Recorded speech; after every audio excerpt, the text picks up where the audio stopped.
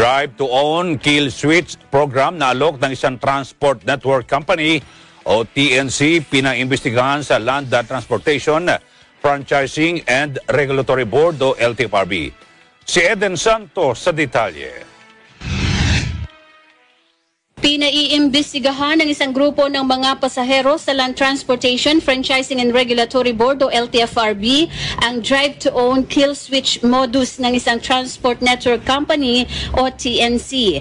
Ito ay matapos makatanggap ang Lawyers for Commuter Safety and Protection o LCSP ng mga reklamo mula sa mga Transport Network Vehicle Services o TNVS kaugnay ng nasabing programa na inaalok ng isang TNC.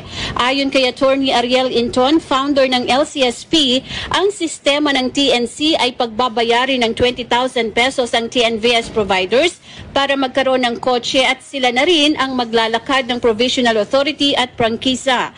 Batay pa sa reklamo ng TNVS providers, may technology na tinatawag silang kill switch kung saan ay maaari nilang ma-disable ang sasakyan at hindi umandar ang makina. Katwiran ng TNC sa TNVS, proteksyon ito ng mga driver at may-ari ng sasakyan laban sa mga carnapper dahil hindi nila mapapaandar ang sasakyan. Ani Inton, sa ganda ng offer at dahil pahirapan makapag-apply ng prangkisa bilang TNVS, ay marami ang pumatol sa drive-to-own kill switch offer ng TNC. Ayon sa mga sumbong na natanggap namin, ang modus ay inengganyo sila magbigay ng 20,000, yung 5,000 doon ay idideposito at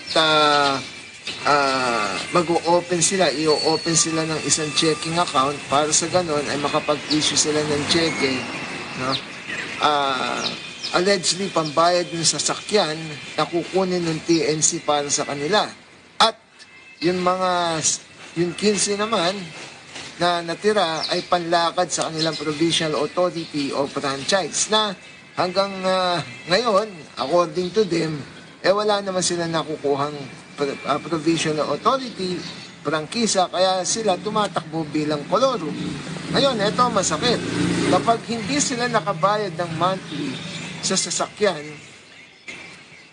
iki-kill switch sila, kaya yung sasakyan mo, no, halimbawa, bumabiyahe ka, bigla na lang titigil. So, ano nakikita natin doon? Napakadelikado. No? Maari ka maaksidente dahil titigil ka na lang basta, no? Because of this kill switch. Kinwestiyon din ng LCSP kung legal ang kill switch at kung may pahintulot ng mga car dealers sa technology na ito. Aalamin din ng grupo kung alam ito ng LTFRB.